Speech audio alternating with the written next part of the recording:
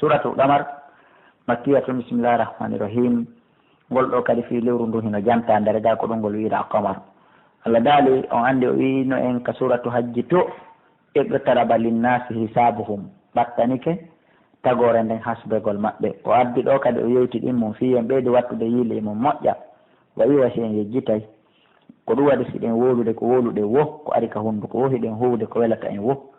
O daali iqtarabati sa'a koni ngal darngal ɓattike suɓe ko wowlon suɓe ko huwon heebile wan shaqqal qamaru lewru ndu seekike seekagol ndu lewru no mari qissa no mari histoire. kuffar Quraysh woni ko mooɓi ka nelaaɗo Allah sallallahu alaihi wasallam woyo nelaaɗo Allah on addam e maande hollunde wonde manna kanko nelaaɗo ko o nelaaɗo on sumate ndu lewru seeki pecce ɗiɗi filqatun min duni jabalin wa filqatun min khalfi jabalin ndeya feccere woniri ka gaɗa fello ga ndeya feccere woni ka gaɗa fello to e riwaya goo lewru ndun fecci pecce ɗiɗi feccere kala woni e hoore fello goo no arden ala kulli haalin lewru ndu ndu feccino fewde nelaaɗo pecce ɗiɗi kono ɗum waɗali yoɓe gomɗi. Allah daali wa in yaraw hay so ɓe yi aya tan maande sifa seekagol ndu lewru ɓe yiiri gite maɓɓe ɗe wona koyɗal wona filmu. Allah daali uridu ɓe ɗurnoto waya ɓuulu ɓe enna sihirum ko mbila yaagal mustamirrum ndumingal ngal ni mbila yaagal Muhammadu wo ngal ngal ko ngal kadi woni ko utilisé e hoore men ɗo hannde. wa kaddabu ɓe fenni few maande nden ɓe wi lewru ndun seekaki ko fenande wo kamɓe ko gite maɓɓe ɗen mbilɗa watta bawo ɓe jokki ahawa hum ko welata ɓe kon kono mi yeetoto on wa kullu amri no waɗani kala fiyata mustaqirru ni ñiiɓirde o yiko kon feƴƴude lagine ɗo hannde on yiko kon feƴƴude o aduna ɗo hannde on yiko kon feƴƴude ɗi quartier ji men e ɗi koɗoli men ɗum hino wari haa ka yahata daro haa ka hattata laamiɓe ɓen laamu maɓɓe ngun no woodi haa ka yahata wawɓe ɓen no woodi haa ka mbawdi maɓɓe ndi yahata marɓe ɓen no woodi haa ka marande maɓɓe nde yahata bonɓe ɓen no woodi haa ka bonki maɓɓe kin duumoto hattay li kulli amrin mustaqir wa kullu amrin mustaqir kala fiyake no wodani te ñiiɓirde kande hatta wala gadi jaahum gom ɗi ariɓe min al ambiya immorde annabaɓe ma fi ko woni e nder muɗum mustajarun waajuji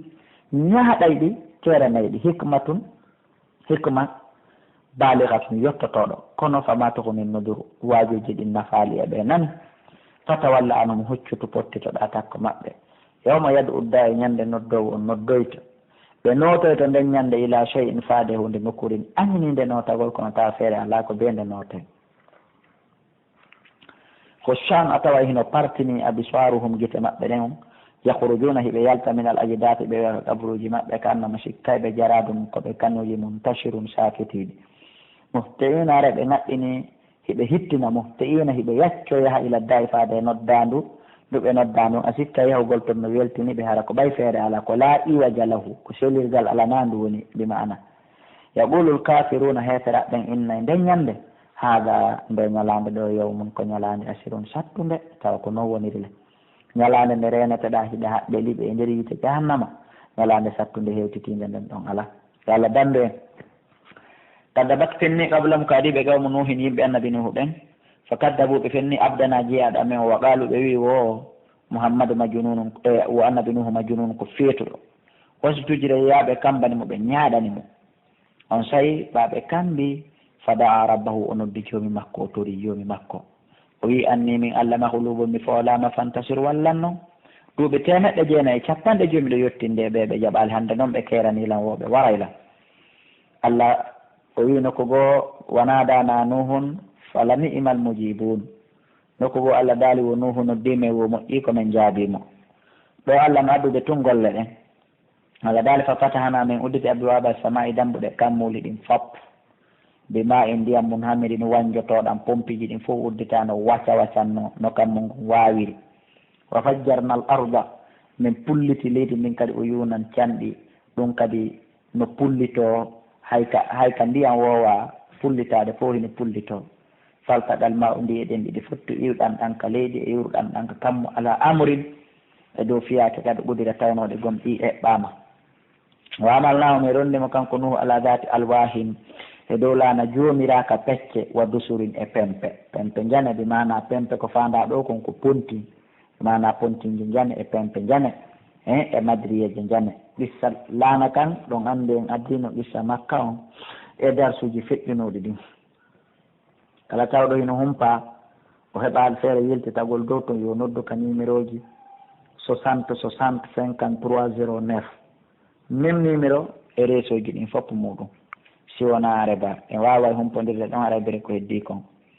walla daali tajiri lana kan hino doga hika ila bi ayunina e guite amen jasan ɗum ɗo ko joddino men dandi komin dandi nuhu ɗo kon ɗum ɗo ko joddili man kana kala laatiɗo ko fira o yaddama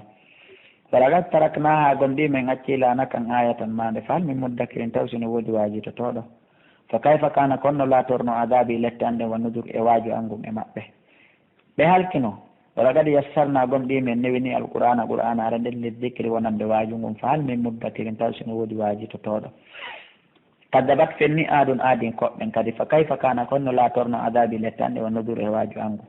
inna menen arsalna men nelno alayhim min wurtuno e maɓɓe ri han henndu sorsaral ngar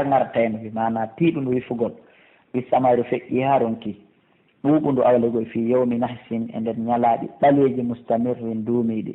wona noon ko wiyeten ɗo ko ñalaande kaari no ɓawli ñalaande kaari no rawni wona ɗum woni ko faanda ɗo ko ɓay woni ko ɗen ñalaaɗe ɗon lette ɗen jippi e maɓɓe ko ɗum waɗi si Allah wiiri kamɓe ko ñalɗi ɓaleeji maɓɓe yanzi unnasa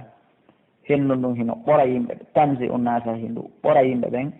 kannama sikkayɓe ajasu nahlin koɓe julle tamaro mum ɓayrin irtiɗe fa kayfa kana konno laaturi adabi lette anɗe wannudur e waaju angu wala kadi yassarna alqur'ana gomɗi men newini alqur'ana ara ndelli dicri wonande waaju ngun fa hal min muddakirin taw sino woodi waajitatoɓe naam woodi waajitatoɓe kadabat fenni samudu yimɓe annabi sali ɓen kadi binnudur waaju ngu fa qaali ɓenni ene abasaran e ko neɗɗo goto min na jeeyaɗo men wahidan goto pet nattabi jokketemo en fo ko aaden goto enen ɗo fof jokketen inna enen idan on tumala fi dalal hara en woni e nder majjere wo suurin e feetere senen ɗo fof en jokki aaden goto ko fena taw wiya ko nelaaɗo awul ɓiya dicru alayhi kere waaji jippoto e hoore o min baynina hakkunde men enen ɗo fof siko jawdi hiɗen ɓurimo siko laamu hiɗen ɓurimo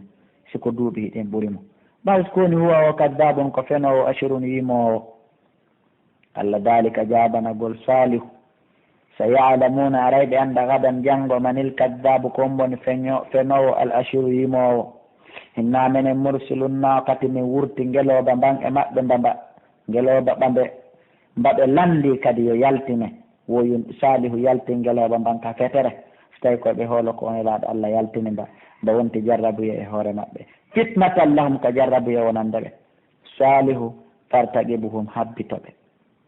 habbitoɓe koɓe halkotoɓe wastabir tabita e diina ton wanaddim humpitaɓe andinaɓe annal ma ano ndiyan ɗan ka ɓundu maɓɓe ka cangol maɓɓe ila ɗo ismatun ɗan sendama baynal hakkude maɓɓe ngeloɓe mban yara hande ɓe jooga janggo kullu shirbin kala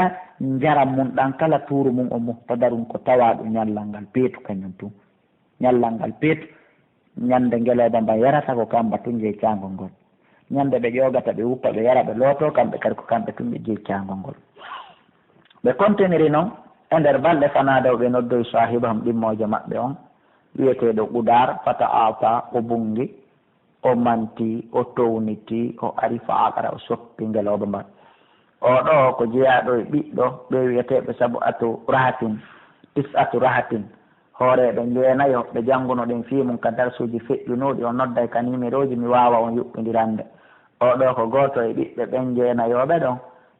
woni ko wayndaɗo ngeloba Allah daari mo wiye Qudar Allah daari fa kayfa kana ko onno laatiri adabi lette en ɗo annodur e waaju angu inna mene arsalna men wurtuno alayhim e dow maɓɓe sayhatan ha cango wahidatan woto pet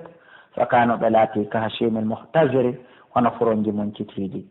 wala kadi yassarna alqur'ana gomɗi men newini alqur'ana ara ndelli dicri wonande waaju fa hal min muddakirin taw sino woodi waaju totoɗo naam kaddabat fenni gawmu luten yimɓe annabi lutu ɓen binnuduri waaju ngu ɓaɓe fenni konno warri inna menen arsalna men wurtuno alayhim e dow maɓɓe hasiban henndu sattudu wifugol illa ala lutin sowona ɗo e ngure luti nden ɗum noon wiɗen ko ɓiɓɓe makko jiwɓe ɓen ɗiɗo e najjeynahum men danduno ɓen ɗon bi saharin ka subaka ka weetata ɗon mi imatan ɗum ɗo ko nema min indina immorde ka amen kadalika ko waɗo ni no men dandiri ni luutu e ɓen jiwɓe makko ɗiɗo e kadalika ko waɗo ni najisi men yoɓirta man shakara kala yettoɗo nemaji Allah ɗin ɓiɓɓe makko ɓen ɗiɗo ko zauran warisan ko ɓen ɗiɗo ni'mata ɗum ɗo ko nema min indina immode kamen kadalika kon ni najjisino yoɓirta man shakara kala yettoɗo nemaji ɗin wala gad andarahum gomɗi annabajo Allah on waajoriɓe battu shakana fi doole amen ɗen fi nanngal amen ngal fi lette amen ɗen kanko annabajo on o waajoriɓe ɗum kono fatamarawɓe sikkiti few binnodiri waaju ngun ɓe hoolaki wala gad rawaduhu gomɗiɓe ɗaɓɓirimo desa anday fi hay fi hoɓɓe makko ɓe heɓunoɓen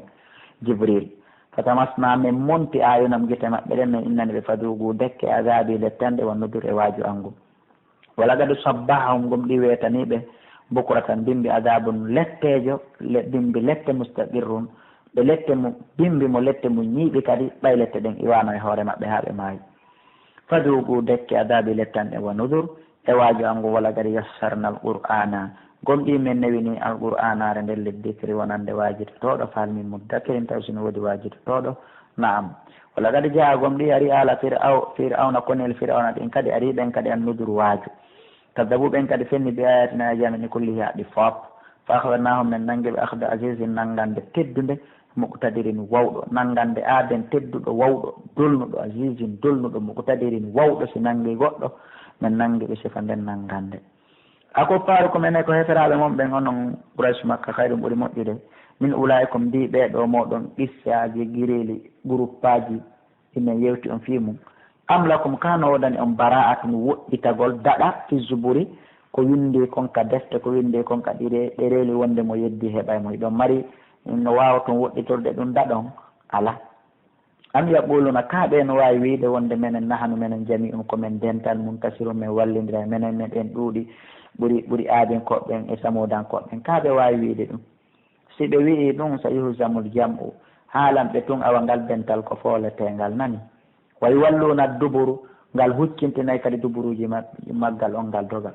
ɓay sikoni a saatu darngal ngal ma wiiden ko ngal woni fodore maɓɓe ne wa saatu darngal ngal adha ko ngal ɓuuri hulɓinade wuritode wa amarru ko ngal kadi ɓuuri haaɗude ko wiyete kon darngal ngal ko gangal ɓuuri hulɓinade ko kangal kadi ɓuuri muusude yallah subahanahu wa taala on dandu en